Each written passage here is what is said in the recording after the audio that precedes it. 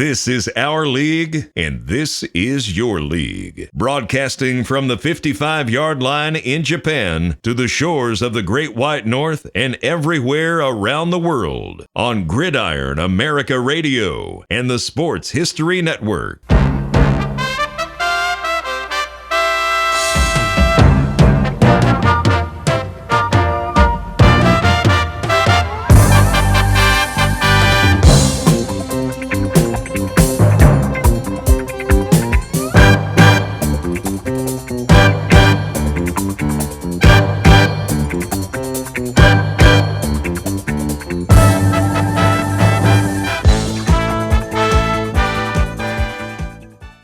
Welcome to From the 55-Yard Line. We are here on YouTube tonight, and we are doing a live stream. This show will be available later on audio form over at your favorite, whatever podcast platform you have. So everybody who is tuning in, thank you very much. It's Dave and I sitting down, and we're taking a kind of a huge U-turn from what we normally cover here on the show, which is gridiron football. But as the banner below, as you can see, as I'm still trying to figure out how to do things with this new streaming platform we have, we're talking baseball today. Particularly, we are talking about what's going on both here in Japan and the U.S. with Shohei Ohtani and the current gambling scandal that's in the news. So, Dave, I know what's going on my end here in Japan with the coverage. What's going on in America, man? What are people saying? Well, it's everyone's trying to outscoop everybody else, and it seems like, in the eyes of many people, he is guilty before anything is done because of the story changing and just the way it was released and changed and things like that. It's crazy. I'll be honest. It's absolutely crazy. And I guess it's to be expected when it's the best player in baseball or best player in a sport who is caught up into something. And then there's a language barrier because he's always been there, but not really there. So. Well, when it comes to, first of all, when it comes to baseball in Japan, baseball is the number one sport here, bar none. It's like, it's basically like American football. It's on, it's a continuous news cycle, even in the off season. But yeah, it's a different game here. And yes, the cultural, there's huge cultural differences between the two leagues and the two sports and everything. I take that back. Between the two leagues and the two countries and how they approach things, it's just, if you've ever seen Mr. Baseball, that's, even though that movie's like 30 years old, that's still, everything in that movie still rings true, both not only on the baseball field, but also on the football field, and that just how different things are here. So what did I miss in the overnight? Because when I got up, it just seemed kind of the same old same. Obviously, it's Sunday over there, and the MLB, if I'm not mistaken, is what are they saying? Is the MLB conducting a thorough investigation? And I'm using air quotes here. And then I heard also too, when I was coming into here, I heard the words FBI come up. That was the only English words I could understand on NHK here. They're gonna investigate it. It's gonna be thorough. It's gonna at the end of the day where it's gonna go where it leads to, and that's really what's gonna come down to. The worst thing that happened was you had 2 games and then a week off. So basically, you had the first 2 games in Korea, and now you have not meaningless games, but games that don't count the rest of spring training with the season starting Thursday. So it's just one of those things where it's going to take some time. Major League Baseball said he can play while the investigation's going on. It doesn't seem like it's going to take that long to figure it out. Like, if he bet on baseball, that's one thing. If he didn't bet on baseball, honestly, who cares in 2024? Yeah. I mean, well, a couple things here. First of all, I don't think he bet on baseball. I mean, the guy is making. I mean, first of all, he just got married. He's making. He's the highest paid baseball player ever. He lives a very frugal life, from what I've seen covered in the news here, and from what I've seen in print. It's his interpreter, and it's also too the other issue too is we're not talking like they're calling a bookie. If I'm understanding this correctly, it's all because of the phone and the app. And how much are they saying that the interpret when it comes with the interpreter? How much money are we talking here in terms of what was bet and what was lost? I thought it was 4.5 million. That's a lot of. I mean, it is. It is. It is.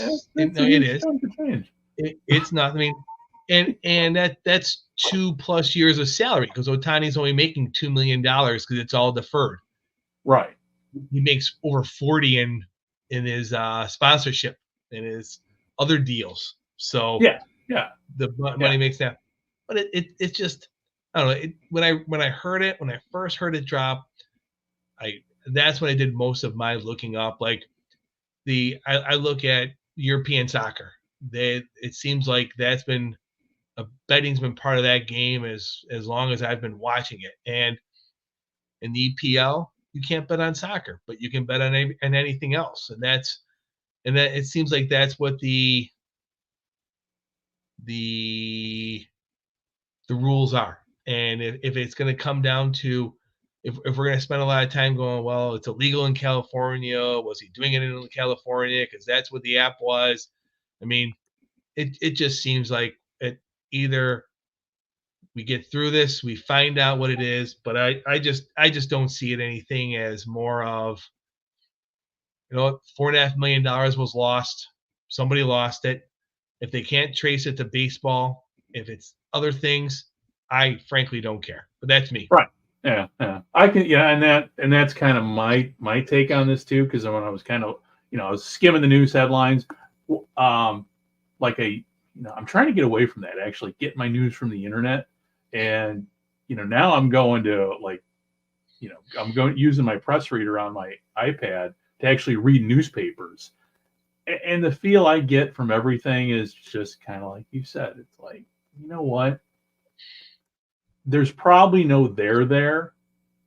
It's an interesting story, but my gut is telling me that this is all on the interpreter. I don't think anything's on Ohtani. Now, yeah, I just can't see it. And in my previous life and the career that I retired from, I actually dealt on a couple times with MLB, and I dealt with the MLB, and I dealt with investigations and how they're conducted. Particularly that if you remember that White Sox scouting scandal that happened. Mm-hmm. Yes. God, how long was that ago? That was one of those interesting. That was one of those cases that lands on my lap, and I'm like, what the? I'm like, oh, and then I started digging, and I'm like, very rarely do you see your, I dealt with a lot of along my coworkers, we dealt with a lot of high profile cases there in Chicago, but this one of the few ones that I've ever seen land on the sports section. And but in my dealings with MLB for my job, yeah, they were pretty thorough. I mean, but if there's no evidence, if it's like you said, if he's betting on something other than then there's really not a story here. But unfortunately, in the age we live in, to get that click, everything is sensationalized. Like everything, a couple different people I follow and different baseball writers, and it's like the headline: "Shohei's in danger. The truth will come out." I'm like, yeah, it's gonna come out, but it's just one of those things where it's just seemed like it's been so. And I'm not trying to downplay it. Believe me, I'm not, because if he bet on baseball, all bets are off. It's a whole different thing. But in today's age, it's a lot different. Like I did a lot of looking up on the NFL, and you got a year suspension. Like Calvin Ridley bet on the Lions, bet on football. He's back. He took his year off, and he came back. So it's just not gambling in 2024 is not the dirty word of when Jimmy the Greek was connected back in the day with the NFL and things like that. It's just not the same. And today there's just too much money, like hundreds of billions of dollars, like just too much money on the table. Yeah. That this is ever going to change or go away. Yeah. And well, it's like, going back to my old job, why judges are paid so much to get rid of that temptation to, be on the take. Now, there are judges that are on the take, I'm sure, out there somewhere, but there's a reason why the salaries are the way they are. They've got to the point where why would you, not like in the days of Alex Karras and Paul Hornung and those guys, there was every evidence. There was just a suspicion. I mean, they were hanging out with the wrong people and all that, and they got suspended. But back in those days, those guys were making, for lack of a better term, minimum wage compared to today's standards. But we are a far cry from 100 years ago when the White Sox, the 8 men out when the White Sox threw the World Series. So, though it is interesting, and like you said, we haven't heard from Pete Rose yet, and I'm just waiting for all that to come out for him to, maybe he will do us all a favor and keep his big mouth shut. But no, and Pete Rose over the years, probably not. But this is far cry from what he did. I mean, and that's the other thing too. How many? I don't know if I took a quick dive into the toxic soup that is Facebook, that is baseball Facebook, and everybody's just with Pete Rose. It's like, no, people forget the facts. Pete Rose, he got banned from baseball. He agreed to that. That was part of the deal. And then he admitted later he actually bet on baseball. So, so I don't. He was managing the Reds and betting on the Reds. I mean, kudos that he was betting on them to win. Kudos he was betting on them to win and not to lose and manage that way. But that's what he says, obviously. Yeah, the years and years of denying it. It's like the I equate Pete Rose to like the steroid era now. If you said yes, I did it, you came clean, you took the heat, and then you did your comeback tour and talked about it, and then you've been brought back in the graces. But if you strongly deny it, that's like the barrier that's keeping you out of the Hall of Fame. Right. Well, it's like with Sammy Sosa and the Cubs, because I don't know if you saw the news, but Sammy returned to Chicago, and he didn't go to Wrigley Field. The Ricketts have basically have made it clear, unless you come clean, you're not coming. We're not going to welcome you back. And Oh, go ahead. I'm sorry. He just did an interview last week, and the gentleman asked him, "Are you ready to come clean about steroids?" He just stopped. He goes, "I didn't think you were going to ask me that question." And he did answer it. It was hilarious. It was like, how did you not think that was going to be asked? It's funny with Sammy because he could have owned the city of Chicago. I mean, he was that.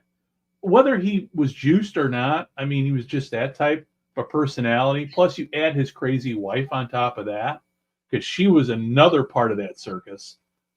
But, I mean, I remember that 2003 NL championship game. And the Cubs obviously were this close to getting to the World Series to play the Yankees. But, dude, come on. It's like, come clean now. I mean, you're not getting in the Hall of Fame. You're not getting in the Hall of Fame. Just might as well come clean and just be done with it. And then we can all move on with our lives. Otherwise, there's always that asterisk hanging over your head.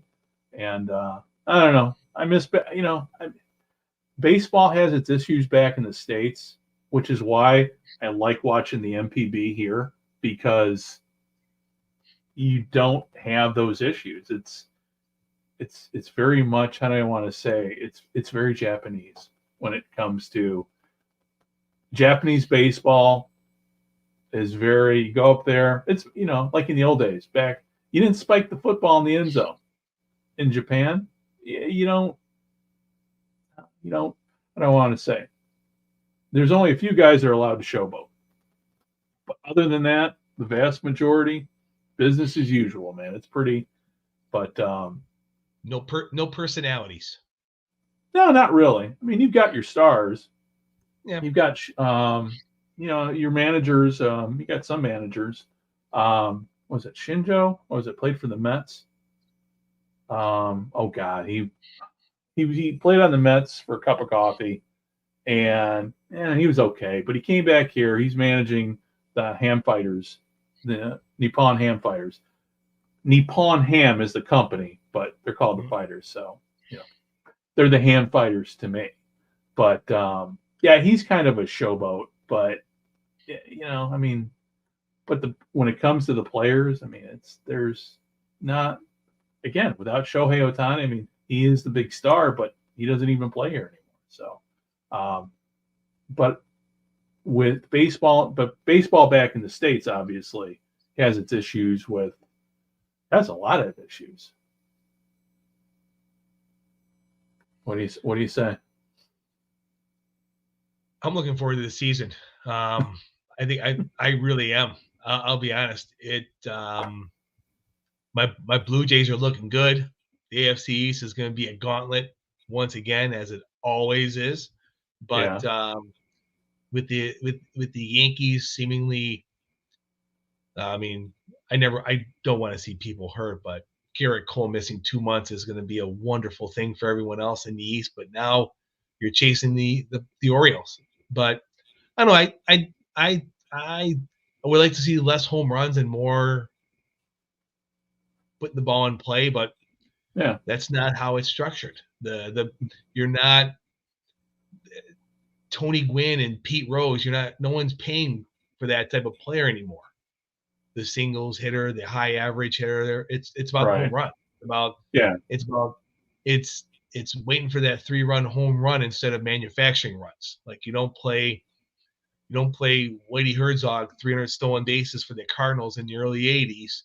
You're looking for 250 home runs, and the ERA's around 4.5.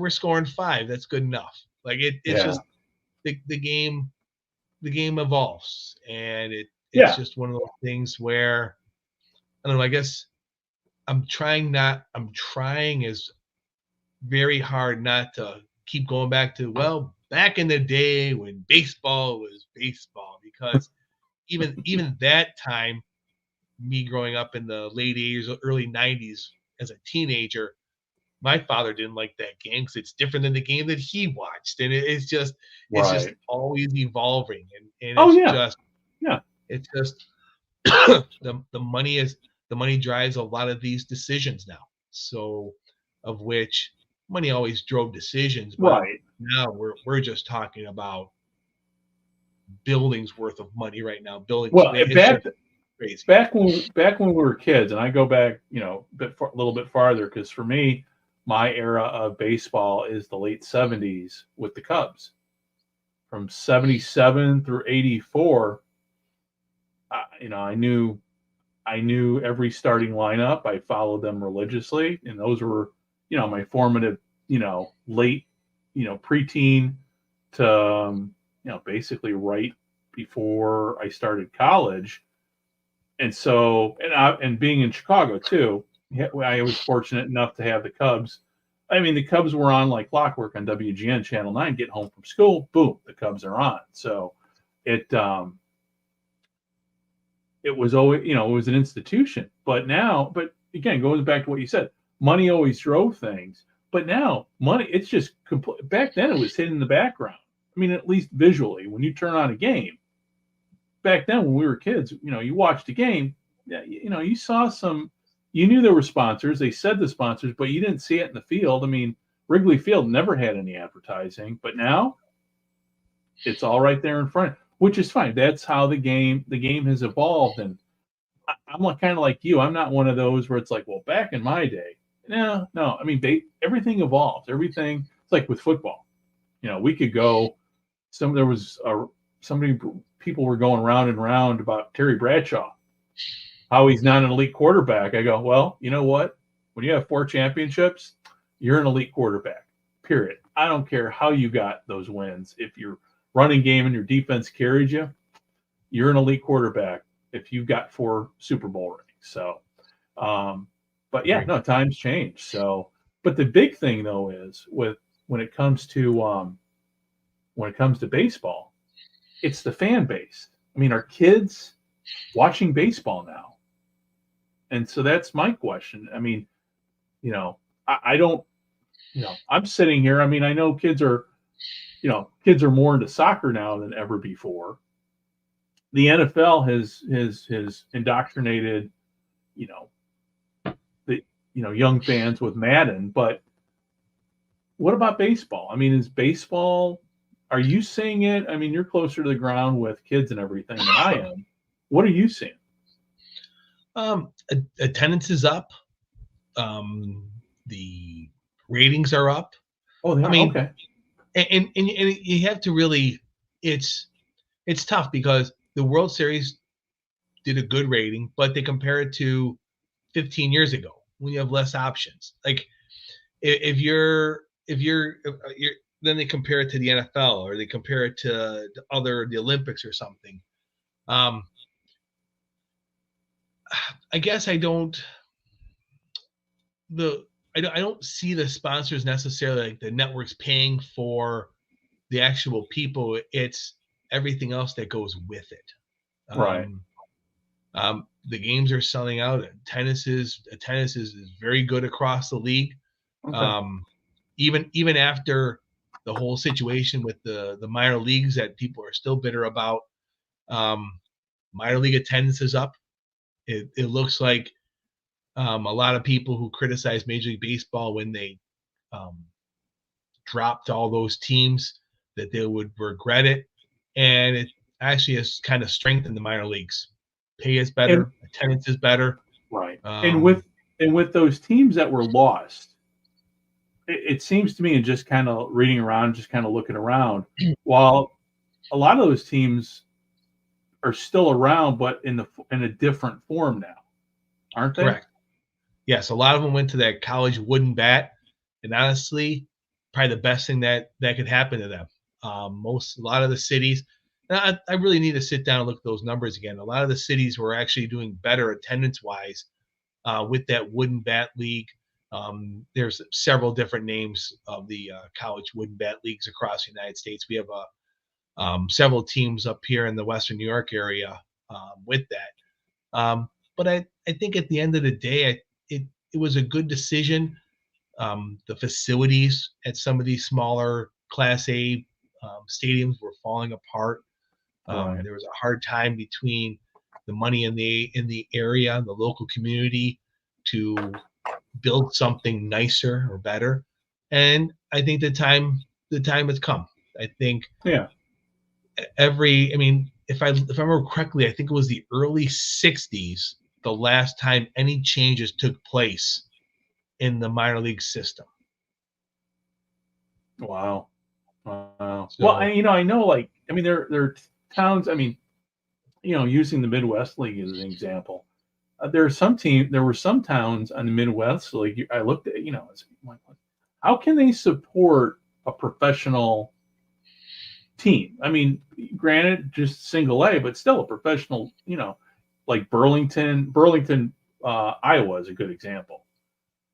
It just, I don't know. I kind of thought it was a good idea, but at the same time, not knowing what would come of those stadiums and those teams, but to see them resurrected is kind of awesome. And the other thing too with minor league baseball is there was a point where you had cities all of a sudden were building minor league ballparks.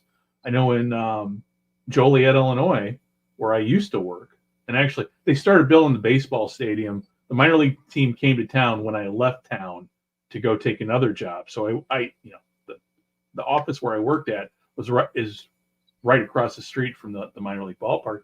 But you had a lot of like suburban areas all of a sudden building minor league stadiums too. Was that part of it too? The movement of, I mean, how did that affect it, I guess, in your opinion? I think they built in minimum standards now. So Okay.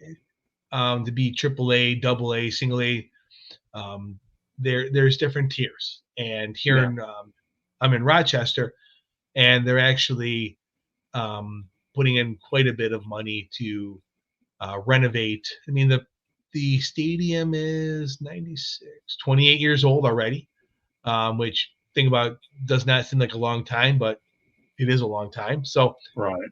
they're putting quite a bit of money in because they understand that if they want to stay at AAA, there's things that they need to have. So Okay. if you compare it to, say, down the road in Buffalo, Buffalo has had a great advantage. If anybody won anything with COVID, the Yeah, it was Salem Buffalo Field in when Buffalo won yeah because when when the the Blue Jays came. Jays How played long there, yeah, did the Blue Jays play the entire or season there?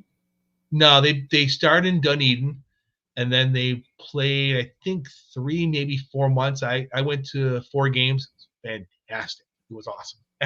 Yeah. But they put in, I want to say, between $4 and $5 million in putting new locker rooms in, putting new batting cages in, a lot of things behind the scenes that fans didn't necessarily see to give it a major league feel for the players. Okay. But it was wild. It was great going. I mean, when I was in high school, there was the big expansion. Buffalo lost out in the expansion with the Rockies, and it was good to see all those years later a Major League Baseball back, because it was not sure how close it ever was, but it was it was at least being mentioned. Okay. Yeah. And with the current now, is there any talk in Buffalo about potentially the next round of expansion going to Buffalo, or is Buffalo resigned itself to being AAA for the At foreseeable this future? point, yeah, I think at this point they've resigned. That the same family who owned the team back then still does it now, but I just don't see that. There hasn't been any talk of that in well over 20 years now. I mean, I think it's a great AAA market for baseball. Um, Yeah. Facility is fantastic. I just think Right. it's a good niche. It's a Yeah. good and I like the relationship with Toronto. I think it's great. I mean, Right. there's good one with the Pirates years ago, Cleveland, Mets. I think the Blue Jays are just like the idea. Under 2 hours away from Buffalo, Toronto. You can get the players there instantly. So hopefully they keep that going for a long time. And with radio and TV in Buffalo, are the Bisons on like regular local TV for their games? They're on radio. They might have there used to be years ago, it was called Empire Sports Network, a regional cable network, but that closed many years ago now. But I think they're just on the radio. They might do a little TV. I'm not up to date with that personally, but I can listen to games on here. But so Okay. Yeah, because I didn't know. I mean, I know with the regional sports networks are kind of going away.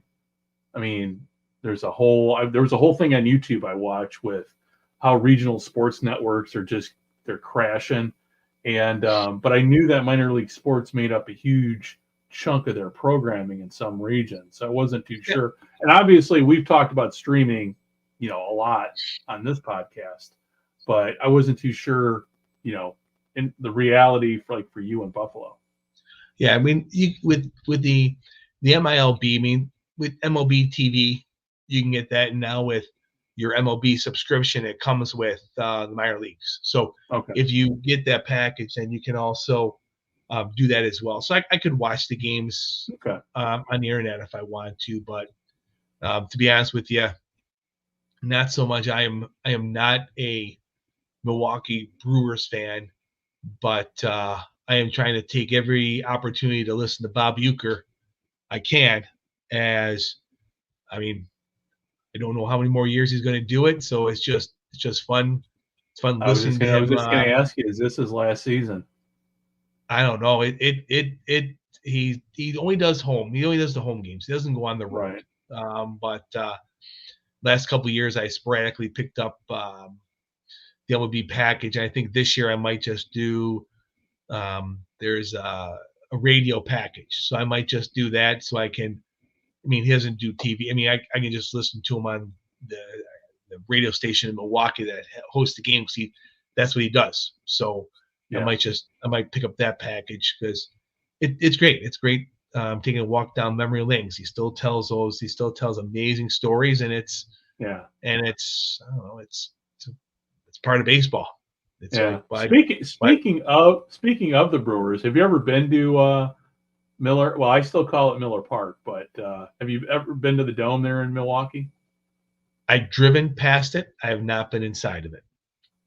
Before we moved, the summer before we moved, my wife and I took up a game in Milwaukee. They were playing the Reds actually, and it was Robin Yount Jersey Day. And it was cool. Luck would have it. And not only, so we got there, and I'm like, well, what's the line for? I'm kind of like, okay, there's got to be a reason. Oh my God, it's Robin Yount jersey. Who's Robin Yount? I had to explain. But as luck would have it, we both got jerseys that fit us. That's awesome. And it worked out because, when you go to those giveaway games, you just don't know what you're going to have left. But that was the first time I'd seen a game in Milwaukee, in 25 years, because the last time I saw the Brewers play, they played the Yankees at Old County Stadium. And I went up with a bunch of Army Reserve buddies. And, it was cool. Just that was and just made me think about it. That was the last MLB game that I went to before we moved to Japan. So, thinking about, the Brewers and everything. But, and then there's also the thing too, have you heard the Brewers are talking about maybe moving? They want a new stadium now. That's the end thing to do is when you want the money, threaten to move. Yeah, I'm curious to see what the White Sox do. I think the Bears and the White Sox are going to figure this thing out together, because where those stadiums are planned are literally blocks from each other. And it's that area of the city of Chicago where it's being built up. Gentrification's kicking in. It's a good spot. Ideally, I think the Bears would want to be in Arlington Heights with the Dome and everything. But if they're going to stay in Chicago, just going a little south of that Soldier Field and basically gutting and basically returning old Soldier Field to the way it used to be. Because they said they're still going to keep that and keep the colonnades and everything. So, it'd probably be a lot more green space, probably be like a high school field or something like that, kind of what they did with Kezar Stadium in San Francisco or Balboa Stadium. Keep the field there and keep everything, but move the big thing south, and hopefully turn it into a win-win for everybody. Can the Bears actually leave like the city? Yeah. Would there be a revolt if they moved to the burbs? No. After all these years? No. Not with the way the prices for tickets are. I mean, and plus, most of the Bears fan base comes from the suburbs anyway. True. I mean, it costs you an arm and a leg. Going downtown is a pain in the ass. Just getting down. I mean, public transportation is great, but just getting to the stadium, I mean, that's a haul and a commitment. I don't know. It depends where you live, though. I mean, Arlington Heights is in the northwest suburbs. And from where I live, honestly, where I lived basically in the city, getting to Arlington Heights, even though it was farther out, was an easier drive than going into downtown Chicago. So, and I was 10 miles from downtown Chicago, where I was 40 miles from Arlington Heights. But Arlington Heights would be the, same way with the United Center versus Allstate Arena. Allstate Arena is an easy drive, but In Chicago, you've got to deal with the Eisenhower Expressway, which is basically like Death Race 2000. It's you're taking your life in your hand anytime you go on that highway. It's insane. Not only with bullets, but crazy drivers. I mean, every other day there's news of a horrible accident on that highway. So, but yeah. So I think it's going to happen. It's just a question of when it's going to happen. So, hey, before we wrap up, we got about 10 more minutes here. Let's dive into, I don't know, one of our favorite subjects, but I think least favorite subjects. But we got the UFL starting this week. What do you think? What are we looking at? I mean, you and I sat down and we dissected the XFL last year till we were blue in the face. Are you hopeful this year? I think so. Yes, I'm going to stay optimistic on this. I really do. I'm curious to see another year. A lot with the coaching staff's another opportunity. It seems like teams have brought back, not everybody, but it seems like teams are looking to keep players. It's not like it's a wholesale roster change for everybody. But I'm curious. I'm really curious to see like what the Stallions do. Like, I mean, this is year 3 for Skip Holtz and his crew, and see how do they continue their dominance as they did in the USFL. To see I'm curious to see how the Battlehawks, the team, responds to 40,000 fans, because it's almost one of those things where it's wonderful that St. Louis is hosting the UFL championship game. But what will the crowd be if St. Louis isn't in it? Right. That's what I'm curious about. But just really going through, I honestly haven't had the greatest opportunities yet to really dive into rosters. It seems like this week now they're down to their final rosters. A lot of teams have been shuffling in and out quarterback still, which is understandable. It happens everywhere. So I'm curious to see how the on-field product is. I think it'll be strong again. And I'm not really sure how much I'm really going to be with the attendance and things like that. I guess you can look at any team that doesn't sell out. At the end of the day, you could call that a failure because, hey, you had the opportunity to sell it out. Right. But it's one of those things where I think it's a lot of different factors going into this about building your reach into the market. And I think a lot of teams are still doing that, and I think they got to find the right marketing angle. They got to find the right staff to build that connection, and they're still using the hub, which is fine. I know. Look, if it means it stays around another 3-4 years by doing this and building it until you can sell it to somebody in Birmingham, and then they have an owner or things like that, I'm fine with that. Yeah. I'm just curious to see, and I'd love to hear your opinions as well as what the expectations are on the field this year. I was pleasantly surprised with the play with both leagues last year. Oh, overall. yeah. The play was, I never had an issue with the play at all. I mean, for a couple things here. We know this is minor league football. We know this is also at the same time a developmental league. We also knew that, a lot of these rosters were they were still trying to figure things out, and the play obviously got better as the season went along. Yeah, now the quality of play I never had an issue with the XFL or with the USFL. Obviously, my issue's always been with how it's been covered in the media, by the fan media, and the expectations, and so the hyped up expectations in social media versus the reality of what we see or don't see on TV. So that's always been my main issue with the league, and I've had to step away from that a lot because it was taking up way too much of my time.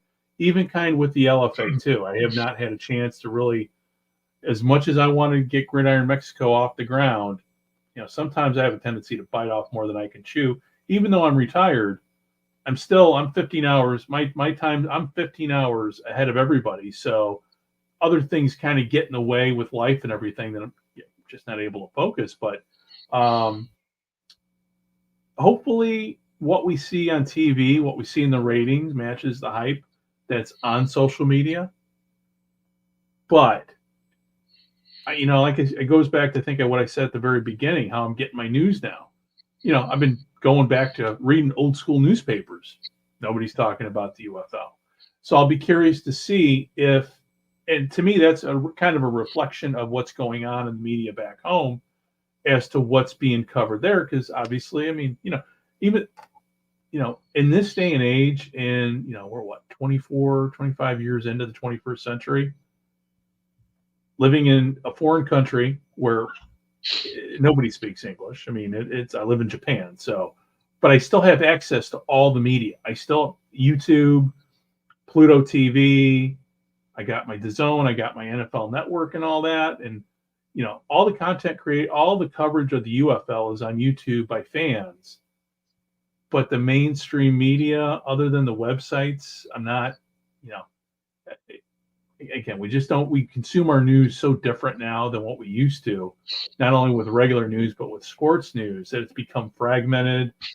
I know the UFL SI people that used to work for somebody else, they're trying to do stuff. But what I kept seeing in the social media was all this circular reporting going on and on.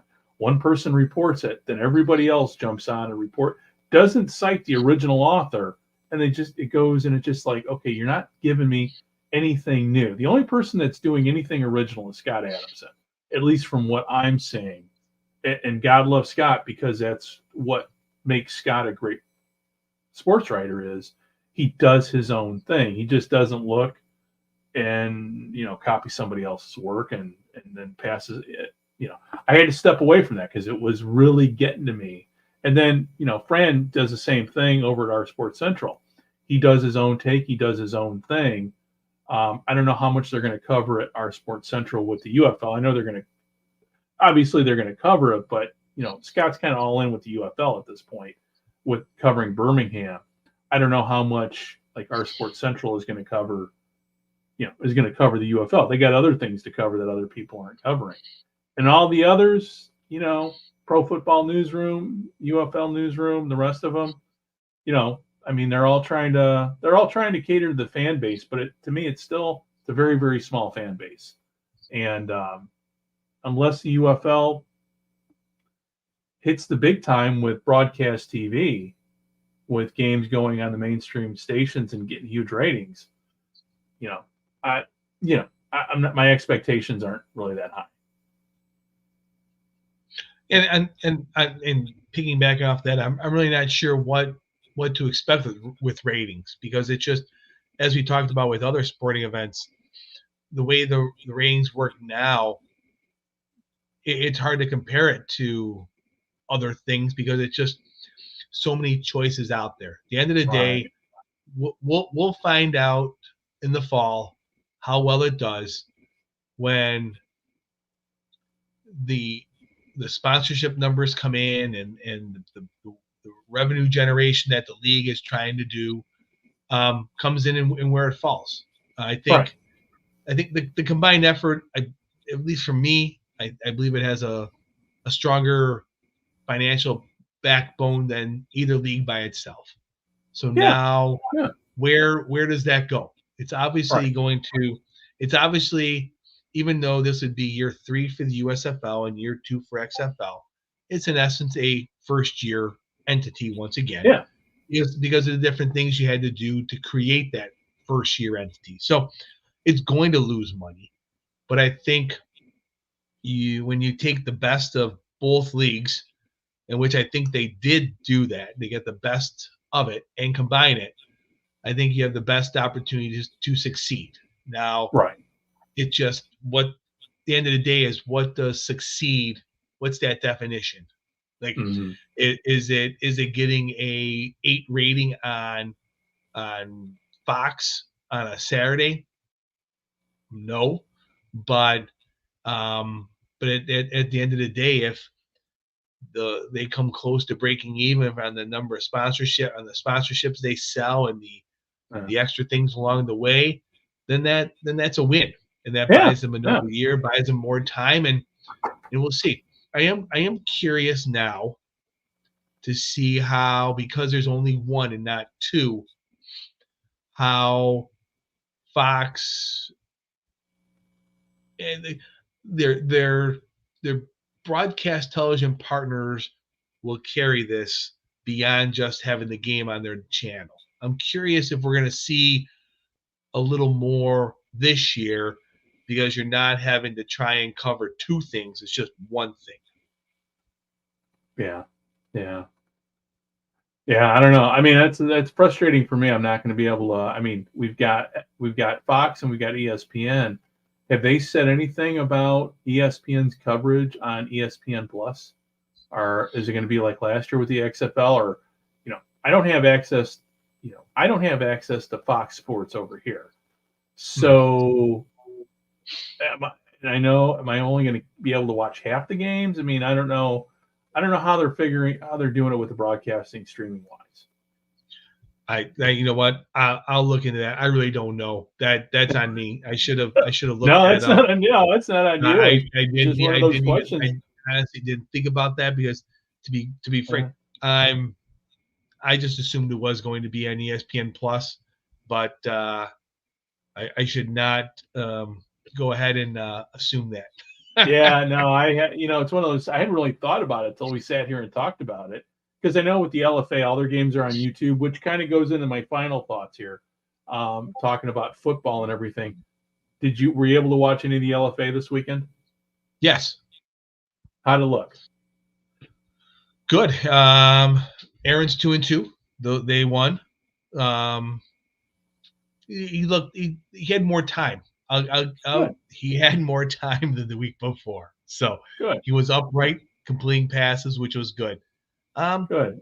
Like I said, once again, I thought the games, I checked in and watched most of it. I thought it was pretty good. I thought the football, once again, when you're now a solid over a month, 5 weeks with training camp until now, being week 3, so it would look good. Teams, you can definitely see who the play. I mean, it's 9 teams. You can definitely see who's going to be in the playoffs and who's not. Like there's some really good teams and there's some not good teams. Yeah, the frustrating part for me is just being over here, because I don't want to. I mean, obviously the games are all on YouTube and everything. I can watch them whenever I want, but I kind of sound like a broken record here. But it's like, I don't want to spend my whole day here when it's nice out watching football. I know. Yeah. And whereas when the games come on over there, it's nighttime there, and it's just there's just so much out there. I had all these big plans for Gridiron Mexico. I'm like, I think maybe this year I bit off more than I could chew. Plus, too, I kind of went into it with maybe about a week of planning. I'm like, I can't do that. No, so for I think next year, because I think hopefully the LFA will be around next year, and you and I will be doing a full on Gridiron. We'll have plenty of time within the next year to kind of plan to do Gridiron Mexico show, because and the other part too is just trying to get people to, again, the time difference for me, trying to get people to talk and everything, it kind of makes things a challenge. So we'll see. We'll go next year. What were we going to say? I'm sorry. No, I'm still, my biggest issue still is, and this is all on me, is a language barrier. I know what a draw is. I know what a sweep is. I know what a screen pass is. I know what a button hook is. It's one of those things where I can get that, but I struggle with like trying to watch those coaches' press conferences afterwards. I'm like, they're talking so fast. It is just yeah.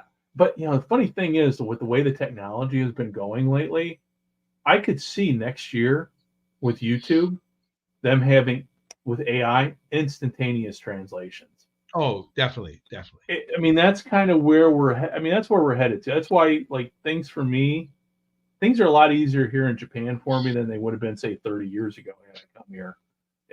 When I first came, it was literally 30 years ago that I came here, just with the technology and everything. So the technology has gotten way, way better. But yeah, maybe next year we'll have everything in real time with, instantaneous subtitles. I know with the X League coming up, we got the X League spring season starting, pretty soon. It's basically a full spring of exhibition games. But the guys that play football here, they don't approach those games like they're exhibition games. They are real games. To them, every game matters. So, but we've got that coming up. Yeah, so there's just a lot of football now. It's amazing how much football there is now compared to when we were kids. I mean, other than the USFL and the World League of American Football, we really never had spring football. So now here we are. Football's year round 24/7. So, so on that note, let us wrap everything up. Any final thoughts? My CFL tidbit of the week. I'm not sure if you saw where the Winnipeg Blue Bombers are upset that the Hamilton Ticats tried to get Oliveira to play for them, so that they offered them the Ticats offered a ton of money for Oliveira to come play for them, and they end up re-signing with the Blue Bombers. But Winnipeg's all upset because how can Hamilton drive up the price of players? And Hamilton goes, we just want good players. Like it was hilarious how Winnipeg is all upset with Hamilton for driving the price up. It's like well, and that goes to the the CFL. I mean, it's such a frugal league to begin with. I can see Winnipeg's point, but at the same time, you can also see Hamilton's point. We're going to do what we need, what we think, we're going to do whatever it takes to win. If that means paying the guy more, we're going to pay the guy more. I mean, I can see it both ways. I can see him like, you know what? If we make him pay this much for him, then that brings him closer to the cap, and they can't do some of these other things. I mean, that's really getting into the weeds of money, because you can go around. There's that marketing dollars that you can spend on people that aren't part of the salary cap. That's a whole nother episode to talk about with that. But it was just, I thought it was hilarious when I read that. I was like, are you kidding me? You're upset that Hamilton wanted to sign arguably the best running back in the CFL, and how dare you offer him a lot of money for that? It's gonna be a fun CFL season. I'm looking forward to it. That's the one. That's obviously you and I. To me,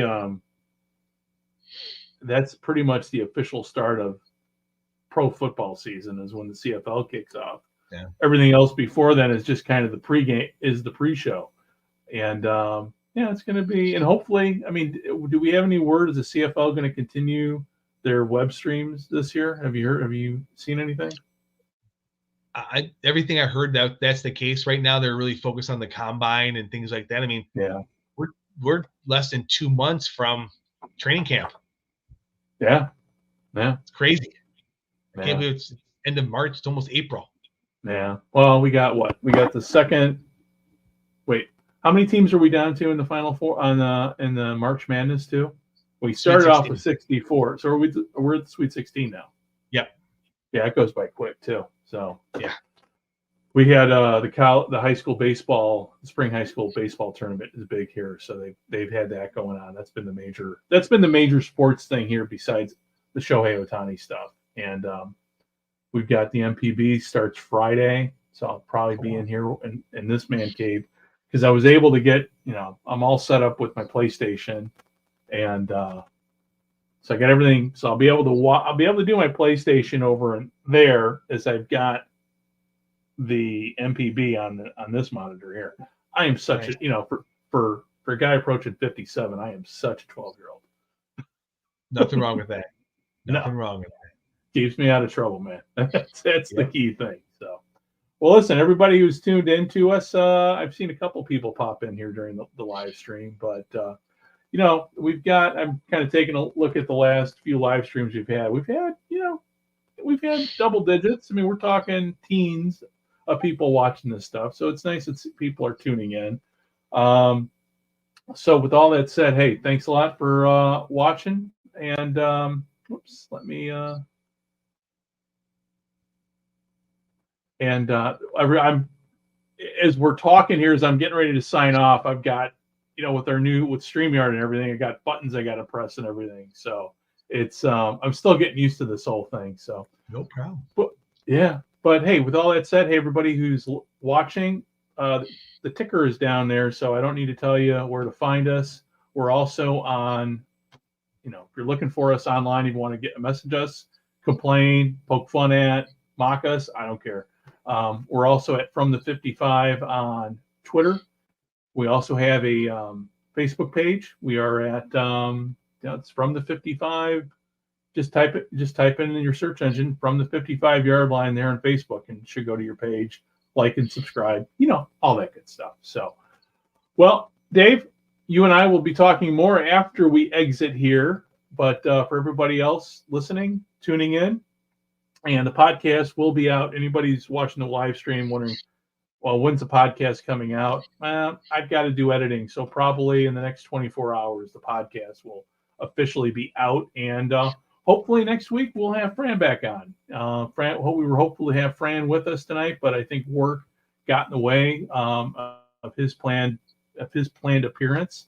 And hopefully, we can get him to come out. We need him to get a video camera, so it can be 3 talking heads instead of 2, which would be awesome. So, okay, I'm done rambling. Everybody here. So on that note, thank you very much for watching, tuning in, listening, and we will be talking and seeing you very, very soon. Bye-bye.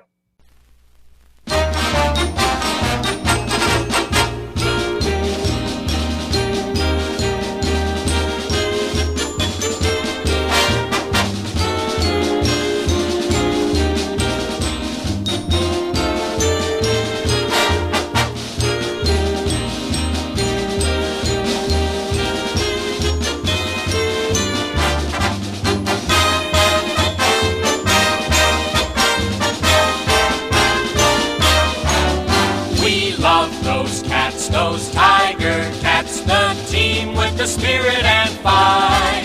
They'll crouch and snarl and charge and strive to win with all their might.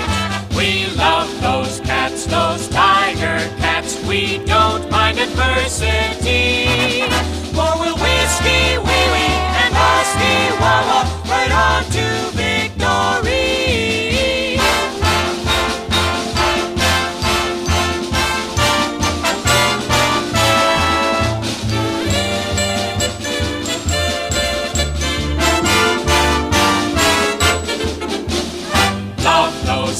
Those tiger cats, the team with the spirit and fight. They'll crouch and snarl and charge and strive to win with all their might. We love those cats, those tiger cats. We don't mind adversity, for we'll whiskey, wee-wee, and husky walla right on to victory.